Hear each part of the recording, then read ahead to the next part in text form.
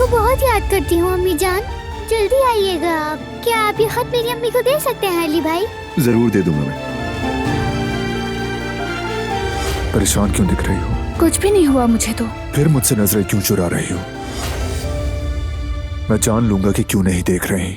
मैं इस स्कूल के मामले पर तुमसे बात करना चाहती हूँ हसन। मैं इस मामले को जड़ से उखाड़ फेंकूंगा। क्या वाकई फिराद तुम्हारे लिए अपने बाप तक को छोड़ रहा है? तुम्हारे लिए भी मेरे पास एक अच्छी ऑफर है।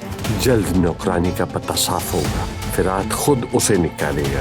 अब तुम पुलिस को फोन करो, कहो कि यल्दरे गोरगान यहाँ है। यल्दरे का पता मालूम हो गया तो समझो मसला हल हो गया। मुझे अब कंपनी जाना है। देखो देखो वहाँ देखो।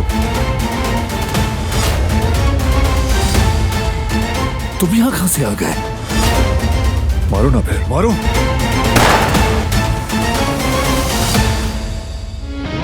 वो कहानियाँ अधूरी जो न हो सके कि पूरी, उन्हें मैं भी क्यों सुनाऊं, उन्हें तुम भी क्यों सुनाओ।